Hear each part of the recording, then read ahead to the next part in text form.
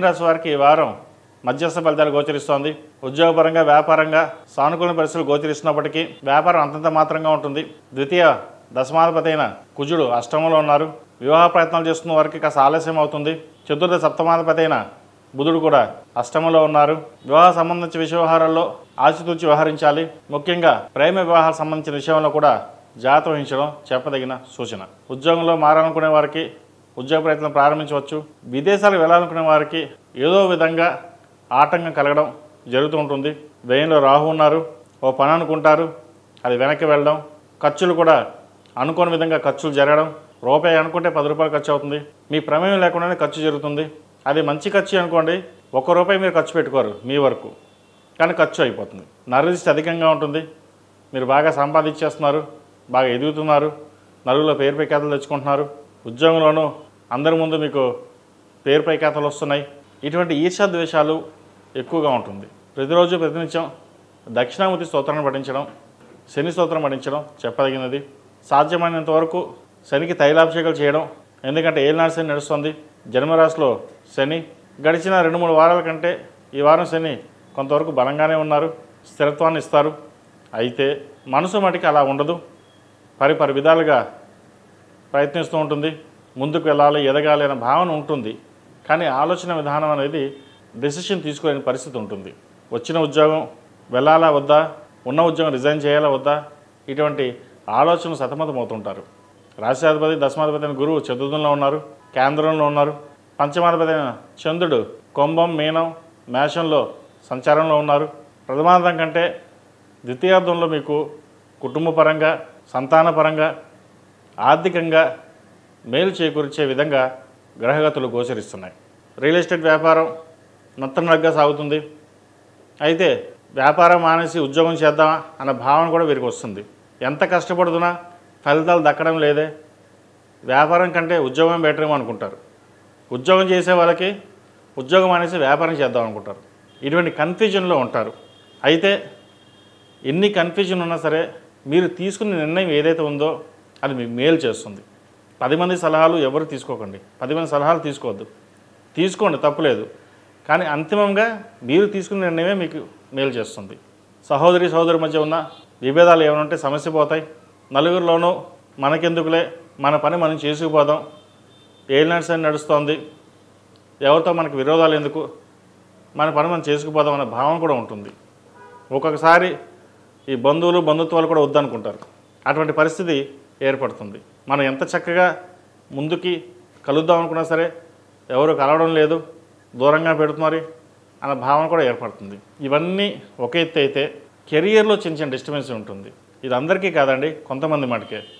ఎందుకంటే చాలామంది ఒక ట్రాన్స్లో ఉంటారు.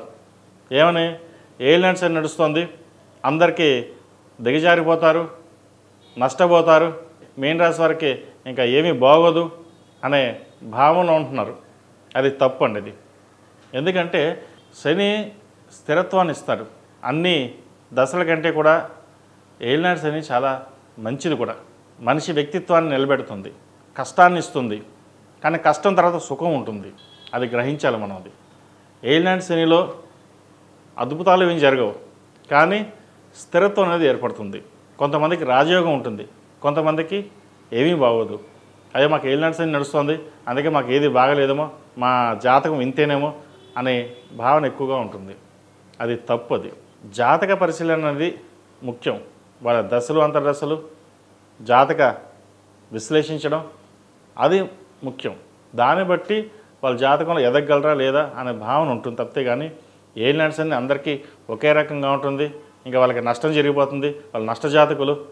ఏలినాటి శని ఈ రాశి సంవత్సరం మొత్తం ఇంకా ఇబ్బంది పడిపోతారు, ఇంకా ఏమీ లేదు అనే భావన కొంతమంది చెప్తూ ఉంటారు. మీరు అటువంటి వాటికి ఏది పట్టించుకోవద్దు. కర్మానుసారేణ మన కర్మకి మనమే బాధ్యులం. కష్టపడితే ఫలితాలు అవే ఉంటాయి. నేను ప్రతి ఒక్కరికి చెప్తున్నాను, ఏలినాటి శని నడుస్తున్నా, అష్టమ శని నడుస్తున్నా, అర్ధాష్టమ శని నడుస్తున్నా, మనోధైర్యాన్ని కోల్పోవద్దు. ఒకసారి ధైర్యం కోల్పోతుంటాం, మన జాతకం బాగలేదేమో అని. జాతకం కాదండి, మన మీద మన నమ్మకం కోల్పోతున్నాం, కాన్ఫిడెన్స్ కోల్పోతున్నాం. ఇటు విద్యలో కావచ్చు, వ్యాపారంలో కావచ్చు, ఉద్యోగంలో కావచ్చు, మన కాన్ఫిడెన్స్ని కోల్పోతున్నాం. కాన్ఫిడెన్స్ని కోల్పోవద్దు. ఎవరు ఎంతమంది దూరం ఉన్నా ఎటు ఉన్నా ఏదైనా సరే మన స్థిరంగా నిలబడిన రోజున 10 మంది మిమ్మల్ని మెచ్చుకుంటారు. ఇది చాలా గుర్తుపెట్టుకోండి. కాబట్టి ఎటువంటి భయాందోళన లేకుండా చక్కగా విద్య మీద కాన్సన్ట్రేషన్ చేయండి. వృత్తిపరంగా వ్యాపారంగా చిన్న చిన్న డిస్టర్బెన్సెస్ వస్తూ ఉంటాయి, పోతూ ఉంటాయి. జీవిత భాగస్వామితోటి కొన్ని విభేదాలు ఉంటాయి. కోపతాపాలకు దూరంగా ఉండడం, మన కోపమే మన శత్రువు, అహంభావంతో నేను అన్నీ చేయగలను అనే భావన పక్కన పెట్టి మనం ఏమి చేయగలమో అదే వెళ్ళాలి. అదేవిధంగా వ్యాపారరీత్యా ఉద్యోగరీత్యా చేసే కార్యక్రమాలు ఏవైతే ఉన్నాయో అవి సానుకూలపడే దశగా నడిపించుకోవాలి. మనకి మనమే ముందుకు వెళ్ళాలి. ఎవరు సహాయ సహకారాలు అందించరు. మీరు బాగా మేధావి గొప్పవారు అని పొగిడే వాళ్ళు బోలు మంది ఉంటారు. పొగడ్తలకి పడిపోకుండా వాస్తవాలు గ్రహించి ముందుకు వెళ్ళండి. మంచి ఫలితాలు ఉంటాయి. అంతే తప్ప ఊహాలోకంలో ఊహాజనకంలో ఉండకుండా ప్రాక్టికల్గా ఆలోచించి నిర్ణయాలు తీసుకోండి. మంచి ఫలితాలు సంప్రాప్తిస్తాయి. ఈ రాశివారు ప్రతిరోజు ప్రతినిత్యం శని స్తోత్రం పఠించడం, శనికి తైలాభిషేకం చేయించడం చెప్పదగిన సూచన. ఈ రాశిలో జన్మించిన వారికి కలిసి వచ్చే సంఖ్య 2, కలిసి వచ్చే రంగు తెలుపు. ఏదైనా పని మీద బయటికి వెళ్ళేటప్పుడు శుక్రవారం నాడు కానీ బుధవారం నాడు కానీ వెళ్ళండి. మంచి ఫలితాలు సంప్రాప్తిస్తాయి. ePoojaStore.in పసుపు కుంకుమ నుంచి దేవతా విగ్రహాల దాకా అన్ని రకాల పూజలు, వ్రతాలు, వివాహం, గృహప్రవేశం, హోమాది శుభకార్యాలకు కావలసిన పూజా సామాగ్రి అంతా ఒక్క క్లిక్తో మీ ఇంటి వద్దకే. నేడే ఆర్డర్ చేయండి మీ ePoojaStore.in లో. One stop for all puja needs.